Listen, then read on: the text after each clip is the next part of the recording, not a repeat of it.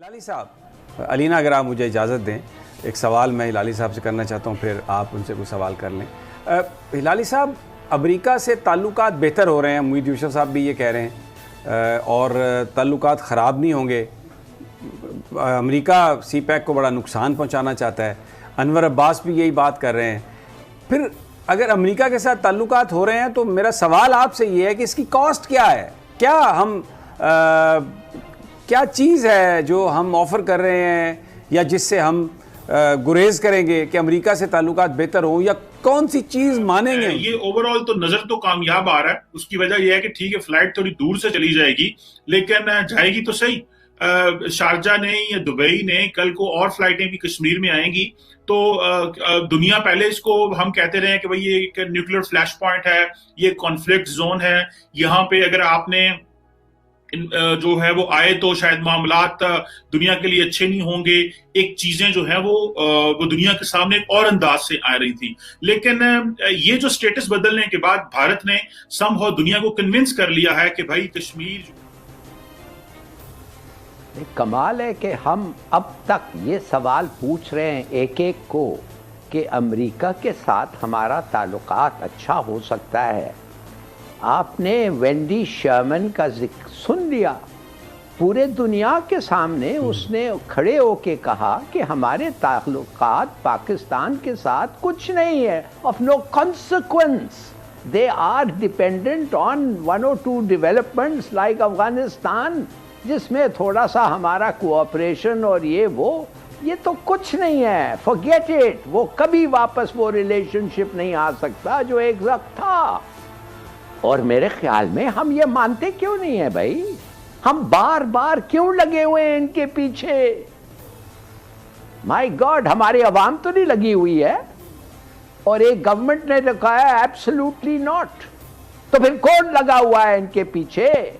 कौन लगा हुआ है कुछ हथियार और कोर्सेज के लिए हम खड़े हो जाएं? देखिए, मैं आपको एक बात बताना चाहता हूं। मिसाल के तौर पे हम इनको ओवरफ्लाइट्स दें, और दे दिया है हम, विच इज सैड, इसलिए कि मेरा ख्याल में हमने उनसे कंडीशंस रखने थे। आप ओवरफ्लाइट्स करेंगे, हमारे साथ डिटेल्स शेयर करेंगे, आपके हर ओवरफ्लाइट पे हमें बताएंगे कि आपने क्या देखा, और अगर ओवरफ्लाइट्स के कॉन्सिक्वेंसेस पे आप बॉम्बिंग करें हमारी ओवरफ्लाइट्स, दैट इज रॉन्ग, और हमारे परमिशन के बगैर आप बॉम्ब नहीं कर सकते। डिक्लाइन कर दिया है भारत को कि जो भारत की जो श्रीनगर शारजा फ्लाइट चल रही थी उस हवाले से, अगर आपको याद हो कि थोड़े दिन पहले जब भारत के जो होम मिनिस्टर हैं वो आए श्रीनगर में, आए कश्मीर में, और उन्होंने ये कहा जनाब कि हम जो है वो श्रीनगर शारजा फ्लाइट जो है वो चलेगी। अब ये एक बड़ी सारी बात है, बड़ा डिसीजन था, इससे पहले भी ये फ्लाइट चल रही थी लेकिन माजी में ना चल सकी किसी वजह से, और वो आए थे 23 अक्टूबर को, 26 अक्टूबर को ये फ्लाइट चलना शुरू हो गई, और कई लोग हैरान हुए कि जी शायद पाकिस्तान ने कोई एयर स्पेस की अलाउ कर दिया है। तो अभी ये पता चला है कि पाकिस्तान ने डिक्लाइन कर दिया है, डिसअलाउ कर दिया है कि भारत हमारी एयर स्पेस इस्तेमाल नहीं कर सकता, कि जी वो शारजा में जो फ्लाइट्स जानी है। सो वो जो जारी बात है, एक नया रूट लेगी जो कि ओमान और गुजरात और इन जगहों से होते हुए जो है वो शारजा जाएगी, और इंडिया को उस पर बड़ी ज्यादा कॉस्ट बेयर करनी पड़ेगी। अभी जारी बात है, एक पाकिस्तान में है कि क्योंकि इमरान खान की जो गवर्नमेंट को एक उन्होंने फैसला लिया कि भाई 370 के बाद हमने इंडिया के साथ मामला जो थे वो डाउन प्ले हो गए, तो अब हमें आइंदा वो चीजें नहीं करनी, क्योंकि भारत हमें स्पेस नहीं दे रहा बात करने की। जिस तरह मोईद यूसुफ ने फैसला किया कि वो नहीं आ रहे। अब कुछ लोग जो है वो इंडिया में कह रहे हैं और कश्मीर में कह रहे हैं कि ये एक डिसअपॉइंटिंग डिसीजन है, क्योंकि एक टूरिज्म इंडस्ट्री प्रमोट होनी थी कश्मीर की, और ये एक बड़ा होना था। लेकिन ये जो पाकिस्तान ने पैगाम दिया है इस चीज का, ये एक अच्छा पैगाम नहीं, और खास करके जो उमर अब्दुल्ला है कश्मीर से, जो फॉर्मर चीफ मिनिस्टर भी रहे हैं JNK के, उन्होंने कहा है जनाब कि ये एक अच्छी चीज नहीं है। ये बात तो सही है कि एक अच्छी चीज नहीं है, लेकिन माहौल इतना ज्यादा तनाव अख्तियार कर चुका है दोनों ममालिक के दरमियान कि अब कोई रास्ता नहीं बच रहा। उधर से मोईद यूसुफ कह रहे हैं मैंने नहीं जाना, कश्मीर शारजा बाउंड जो फ्लाइट है वो हम नहीं जाने दे रहे यहाँ से। अच्छा, हमारे साथ हैं जनाब असदी साहब, ये आउटलेट्स के लिए रिपोर्ट करते हैं, चाइना के जो मामलात हैं उनको समझते हैं। बहुत शुक्रिया ज़मीर साहब, आपने हमें ज्वाइन किया। मेरा सवाल आपसे ये है कि आपने खालिद मंसूर साहब का जो स्टेटमेंट है, उनकी जो गुफ्तगू है, जिसको मुईद यूसुफ साहब अब कहते हैं कि ये तोड़ मड़ोड़ के पेश किया गया है और ये सियाको सबाक से हट के था और मेरी उनसे बात हुई, ये बयान फरमाइए कि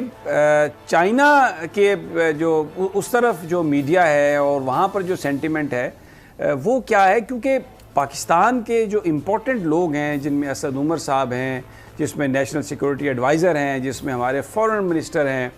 ये सब लोग अमेरिका के दौरे हो रहे हैं और शौकत तरीन साहब भी ये अमेरिका में अभी भी होके आए हैं और पिछले 1-2 महीने में मुतअद्दिद दौरे हुए हैं। लेकिन चाइना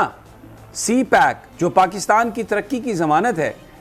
वहाँ किसी पाकिस्तानी वज़ीर ने, अहम शख्सियत ने पिछले कई माह से दौरा उसका नहीं किया।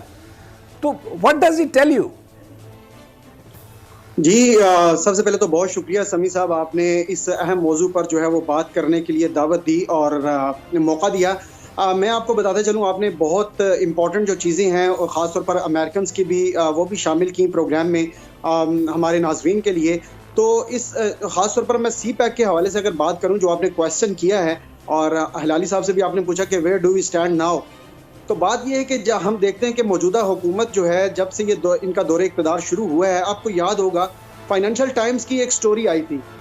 जिसमें यह दावा किया गया था कि मौजूदा हुकूमत, जो नई हुकूमत है इस वक्त, वो शायद कहीं ना कहीं ये सोच रही है कि चीन पाकिस्तान इक़्तिसादी राहदारी के ये जो मंसूबे हैं, इन पर जो कंसल्टेशन है चाइना के साथ, वो रिवाइज की जाए, दोबारा से इसको जो है वो बहस मुबाहिसा किया जाए इन प्रोजेक्ट्स पे। और कहीं ना कहीं उस स्टोरी में इस बात का जिक्र था कि इन प्रोजेक्ट्स को शायद 6 माह के लिए तातुल का शिकार किया जाएगा, इनको रोका जाएगा इस पर काम, और फिर जब हमारी एक बार बातचीत मुकम्मल हो जाएगी तो उसके बाद फिर हम इसको जो है इसको कंटिन्यू करेंगे। ये देखा जाएगा कि गुज़िश्ता हुकूमत ने बातचीत करते हुए दोनों ममालिक के मबैन जो इंटरेस्ट का एक बैलेंस था उसको बरकरार रखा या नहीं, और ये उसी चीज़ की कंटिन्यूटी हमें नज़र आती है। अगर हम देखें इस वक्त गुज़िश्ता 3 या 3.5 सालों में, जब से ये मौजूदा हुकूमत हमारे सामने मौजूद है, इस तरह की स्टोरीज जो है वो तवातर से पाकिस्तानी मीडिया में आ रही हैं। और पाकिस्तानी मीडिया से ये स्टोरीज कैसे जनरेट हो रही हैं? पाकिस्तानी मीडिया ये स्टोरीज जो है वो खुद से सोर्सेज की बेस पर जो है वो जनरेट नहीं कर रहा, बल्कि ऑफिशियल्स को कोट किया जाता है। तो ये जो ऑफिशियल्स को कोट किया जाता है, अगर वो पाकिस्तान से गुजरते तो उनके लिए तो बड़ा आसान था, लेकिन क्योंकि अभी ये जो एक ऐसी डेवलपमेंट है जिसपे इंडियंस भी परेशान है और पाकिस्तान ये समझता है कि शायद ये हमारा हक है, क्योंकि भारत हमें स्पेस नहीं दे रहा इस हवाले से। दोस्तों, ये जो चीज है कि पाकिस्तान, कई लोगों ने कहा कि शायद पाकिस्तान ने ये स्पेस इसलिए दे दी है कि पाकिस्तान को पैसे चाहिए, और जब कोई ममालिक एयर स्पेस इस्तेमाल करते हैं तो शायद इस वजह से वो स्पेस, जब एयर स्पेस इस्तेमाल होती है तो पैसे आते हैं। तो शायद पाकिस्तान में क्योंकि पैसों की कमी है, डॉलर्स में रहती है, तकरीबन मेरे ख्याल $100 मिलियन पाकिस्तान को नुकसान हो रहा था। तो ये जो एयर स्पेस है इसका इस्तेमाल होने दें। इन रिटर्न भारत को इससे भी ज्यादा नुकसान हो रहा था, क्योंकि भारत जो है वो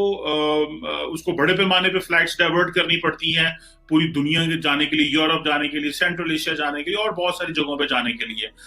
ये क्या चीज है कि एक तरफ पाकिस्तान जो है वो वैसे तो पाकिस्तान ने इस फ्लाइट को मना कर दिया है, लेकिन जो दुबई के मामले में पाकिस्तान साइलेंट है, जो दुबई की इन्वेस्टमेंट है, शायद उस पर पाकिस्तान जो है वो समझता है कि हम अपने ताई जो कर सकते हैं वो तो करें, अगर लेकिन हम दुबई की गवर्नमेंट को कुछ नहीं कह सकते कि अगर वो कश्मीर के अंदर इन्वेस्टमेंट करे। तो क्या इसमें यह भी सवाल आ सकता है कि हो सकता है कि शारजा की सऊदी यूएई की हुकूमत ही पाकिस्तान को कहे कि आप इनको गुजारने दें, और ये एक पाकिस्तान शायद कल आने वाले दिनों में एक लिवरेज के तौर पर इस्तेमाल कर सकता है। क्योंकि लास्ट टाइम अगर आपको याद हो कि पाकिस्तान और भारत के दरमियान जो ये कहा जाता है कि जो एलओसी के ऊपर जो थोड़ी बहुत सीजफायर एग्रीमेंट हुआ उसमें यूएई का बहुत रोल है। तो कल को जो यूएई की एक लिवरेज है पाकिस्तान के ऊपर कि उसने नॉर्मलाइजेशन करके दी इंडिया के साथ, तो शायद कल पाकिस्तान इस लिवरेज को इस्तेमाल करना चाहता है कि अगर कल को यूएई की सरकार पाकिस्तान को ये कहे कि भाई आपने